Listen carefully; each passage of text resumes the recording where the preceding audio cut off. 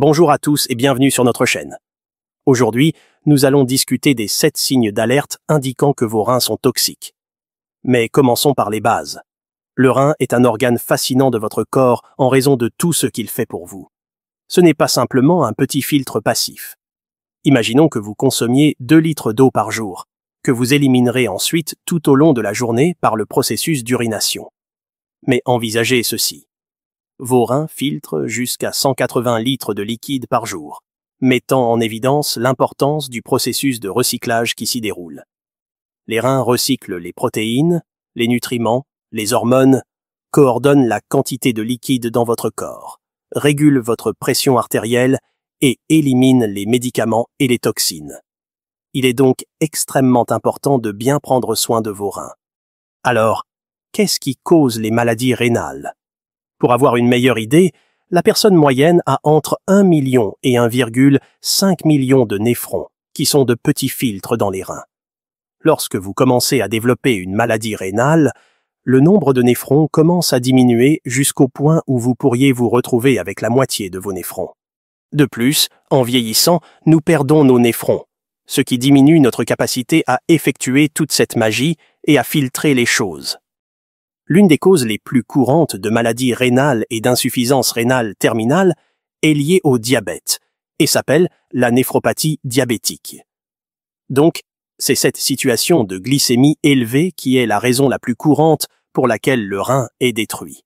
Le processus de dommage au rein est assez simple. Lorsque des niveaux élevés de sucre interagissent avec les protéines dans le corps, une réaction appelée glycation se produit. Cela altère essentiellement les protéines, les rendant inefficaces. Ce phénomène est connu sous le nom de produits finaux de la glycation avancée. Ils altèrent la fonction des néphrons, les petits filtres dans les reins, les rendant soit dysfonctionnels, soit obstrués par des protéines inutilisables. L'une des principales façons dont les médecins diagnostiquent les maladies rénales est en mesurant la quantité de protéines dans l'urine. S'il y a une quantité significative de protéines dans l'urine, cela indique des lésions rénales, car les protéines ne sont pas correctement recyclées dans le corps. Maintenant, passons en revue certains des premiers symptômes courants de la maladie rénale. Le premier symptôme courant est un goût métallique dans la bouche. À mesure que la fonction rénale diminue, les déchets s'accumulent dans votre sang. Ce phénomène est appelé urémie. L'urémie peut entraîner un goût métallique dans la bouche et une mauvaise haleine. Cela peut également entraîner une perte d'appétit, car les aliments peuvent changer de goût. Ce goût métallique altéré est médicalement connu sous le nom de dysgeusie. À mesure que les déchets s'accumulent dans votre sang en raison du dysfonctionnement des reins, cela peut altérer les niveaux normaux et sains de zinc dans le sang, ce qui peut également causer un goût métallique. Si vous avez une maladie rénale, cela affectera négativement la qualité de votre vie. Voici les symptômes du goût métallique. Le nez bouché. L'appétit réduit, les amygdales enflées. Les saignements et le gonflement des gencives. La mauvaise haleine. La bouche sèche. Continuons avec le deuxième symptôme, qui est l'œdème. L'œdème est un gonflement causé par trop de liquide piégé dans les tissus du corps. L'œdème peut affecter n'importe quelle partie du corps, mais il est plus susceptible de se manifester dans les jambes et les pieds. Les médicaments et la grossesse peuvent causer de l'œdème, et c'est également l'un des premiers signes indiquant que vos reins sont toxiques. Que ce soit dans vos chevilles, vos mains ou votre visage, le gonflement causé par une maladie rénale est inconfortable. Cela peut rendre les activités quotidiennes comme la marche difficile et peut entraîner des essoufflements, des douleurs thoraciques et des raideurs. Pour les personnes atteintes de maladies rénales chroniques ou d'insuffisance rénale terminale, cela peut être un symptôme d'hypervolémie lorsque le corps retient trop de liquide.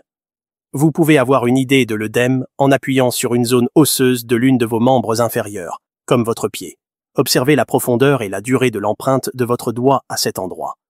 Ces informations sont précieuses pour votre médecin car elles peuvent les aider à décider quel traitement vous convient le mieux.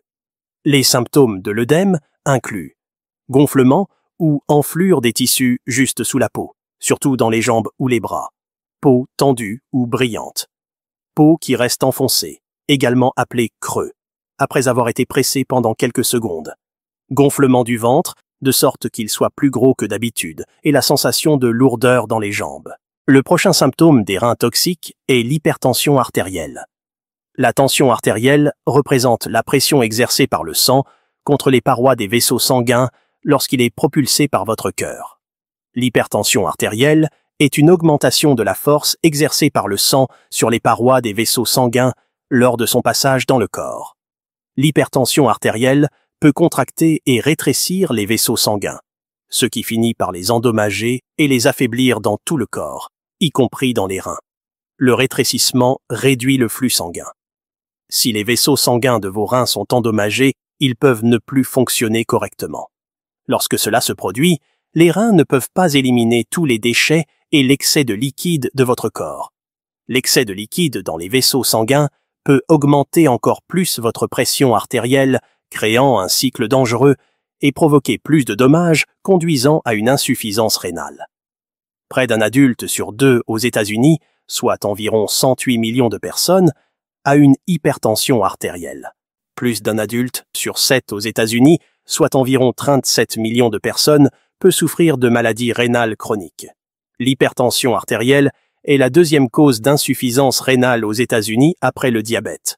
Votre professionnel de la santé vous diagnostiquera une hypertension artérielle si vos lectures de pression artérielle sont constamment supérieures à 130 et 80 lors de tests répétés dans un cabinet de soins de santé. Le signe suivant est la sensation d'épuisement. Les personnes ayant des reins toxiques et une maladie rénale chronique signalent souvent se sentir très fatiguées. Tout le monde ressent parfois de la fatigue. Si vos reins ne fonctionnent pas bien, des toxines ou déchets s'accumulent dans votre sang et cela peut vous rendre fatigué et faible. Vous pouvez vous sentir de plus en plus fatigué à mesure que votre maladie progresse. La fatigue peut affecter les gens de différentes manières.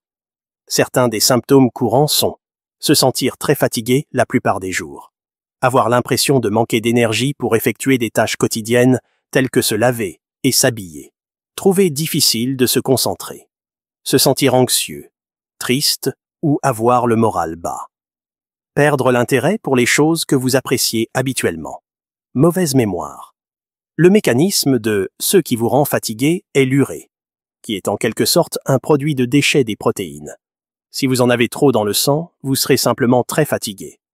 Le symptôme suivant est la présence de protéines dans l'urine. Si vous effectuez un test d'urine et qu'il y a de grandes quantités de protéines, alors vous soupçonnez que vos reins sont toxiques et qu'ils sont endommagés. Maintenant, s'il y a une petite quantité de protéines, cela pourrait signifier autre chose. Mais si vous avez beaucoup de protéines passant à travers ce filtre, il y a des trous dans le filtre. Ils sont endommagés. Qu'est-ce qui cause la présence de protéines dans l'urine?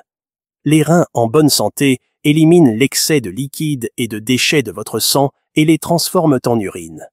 Les reins en bonne santé ne retirent pas les protéines et d'autres nutriments importants qui passent à travers et retournent dans votre sang. Mais lorsque vos reins sont endommagés, ils peuvent laisser ces protéines fuir dans votre urine. Cela entraîne des niveaux élevés de protéines dans votre urine. Lorsque vos reins sont seulement légèrement endommagés et que vous avez de faibles niveaux de protéines dans votre urine, vous ne remarquerez aucun symptôme. Quand les reins sont sérieusement affectés et que le niveau de protéines dans votre urine est élevé, vous pourriez alors commencer à observer des symptômes tels que urine mousseuse ou pétillante, gonflement des mains, des pieds, du ventre ou du visage, uriner plus souvent, se sentir mal à l'estomac ou vomir, crampes musculaires la nuit. Si vous avez l'un de ces symptômes, parlez-en immédiatement à votre médecin. La seule façon de savoir si vous avez des protéines dans votre urine est de faire un test d'urine. Le test évaluera les concentrations de protéines présentes dans votre urine. Consultez toujours votre médecin pour obtenir des conseils. Le symptôme suivant est l'urine acide. Une étude publiée dans la revue Arthritis Research and Therapy a évalué l'association entre le pH urinaire acide et la fonction rénale altérée chez les patients atteints de gouttes primaires. Ils ont découvert que le pH urinaire acide, en particulier un pH urinaire inférieur à 5, était significativement associé à la prévalence de la maladie rénale, y compris une maladie rénale chronique de stade supérieur à 1, des calculs rénaux, un kyste rénal et une microhématurie. Votre corps devient plus acide et cela vient d'un déséquilibre avec l'ammoniac car l'ammoniac est très alcalin, et donc il n'est pas capable de tamponner correctement les choses, et donc vous avez de l'ammoniac qui s'accumule dans certains endroits du corps et pas dans d'autres, et cela dérègle votre pH. Maintenant, l'autre raison pour laquelle vous pouvez devenir acide, surtout si vous êtes diabétique, c'est que vous manquez d'insuline. Donc, vous avez ces glycémies incontrôlées. Et si vous ne faites pas attention, vous pouvez développer quelque chose appelé acidocétose. Le symptôme suivant est la carence en vitamine D. La carence en vitamine D est un problème de santé croissant chez les patients atteints de maladies rénales chroniques. Cela peut entraîner des problèmes graves tels que le rachitisme, la parodontite, l'ostéoporose, la faiblesse, les douleurs musculaires et la dépression. Cette étude a été menée pour déterminer le statut en vitamine D des patients atteints de maladies rénales chroniques au Pakistan et évaluer la corrélation entre la vitamine D sérique et la progression de la fonction rénale. Plusieurs études ont identifié une association entre la carence en vitamine D et une diminution du taux de filtration glomérulaire chez les patients atteints de maladies rénales chroniques. L'importance de la vitamine D dans cette maladie va au-delà de ses effets traditionnels sur l'homéostasie du calcium et du phosphore, y compris des impacts potentiels sur des métabolismes extraminéraux tels que le contrôle du système immunitaire et la fonction rénale. Selon certaines recherches, la carence en vitamine D chez les patients hémodialysés a été liée à la masse et à la force musculaire. Le rein est très important. Tout comme le foie, mais le rein aide dans la première conversion de la vitamine D inactive en vitamine D active. Donc, sans une bonne fonction rénale, vous ne pourrez pas changer la vitamine D en sa forme active. Et donc, vous aurez une carence en vitamine D malgré la quantité de vitamine D que vous prenez, ainsi qu'une carence en calcium. Et cela peut entraîner toutes sortes d'autres problèmes comme la calcification de vos artères, l'athérosclérose, les calculs rénaux, l'accumulation de calcium dans les yeux, l'accumulation de calcium dans les nerfs comme la névrite, et la liste est longue. Et maintenant, examinons de plus près les principales causes des lésions rénales, le diabète. Lorsque vous avez des niveaux élevés de glucose circulant dans votre corps et spécifiquement à travers les reins, c'est comme utiliser de la laine d'acier ou du papier de verre pour frotter l'intérieur de vos reins. Cette exposition constante peut conduire à des lésions rénales. Le rein est l'un des 4 principaux tissus corporels qui souffrent de lésions dues à des niveaux élevés de glucose. Considérez une lecture de glycémie normale, telle que 80 mg par décilitre, qui est considérée comme normale. Mais que représente ce nombre 80 en termes de quantité de sucre? Il ne s'agit que d'environ 4 grammes, l'équivalent d'une cuillère à café de sucre. Maintenant, imaginez qu'une personne moyenne consomme bien plus de 15 cuillères à café de sucre chaque jour. Ce sucre circule dans leur sang. Initialement, cette forte consommation de sucre pourrait ne pas être évidente dans vos analyses sanguines car votre corps travaille diligemment pour réguler les niveaux de sucre grâce à une hormone appelée insuline, en éliminant constamment l'excès de sucre du sang. Mais où va tout ce sucre en excès? Votre corps le stocke à divers endroits. Cette accumulation de sucre est l'un des indicateurs du diabète, où le sucre se trouve souvent dans l'urine. L'excès de sucre est néfaste pour les reins, agissant comme un chalumeau et causant du stress oxydatif et des lésions. La prochaine cause courante de lésions rénales est l'hypertension artérielle. Les niveaux élevés de glucose peuvent conduire à un durcissement des artères, augmentant la pression en raison d'une élasticité réduite. De plus, les faibles niveaux de vitamine D et de potassium peuvent contribuer aux lésions rénales, exacerbant des conditions telles que le diabète et l'hypertension artérielle, créant ainsi un cercle vicieux. En résumé, comprendre les causes profondes des lésions rénales permet aux individus de prendre des décisions éclairées sur leur alimentation et leur mode de vie pour protéger leurs reins et leur santé globale. Dans notre prochaine vidéo, nous discuterons des meilleurs aliments pour la santé des reins et des stratégies pour prévenir les lésions rénales. Merci d'avoir regardé cette vidéo. Si vous avez trouvé ces informations utiles, n'hésitez pas à mettre un pouce levé et à vous abonner à notre chaîne. De cette façon, les informations peuvent atteindre plus de personnes qui en ont besoin. N'oubliez pas également de partager vos réflexions et expériences dans la section des commentaires ci-dessous. D'ici là, prenez soin de vous.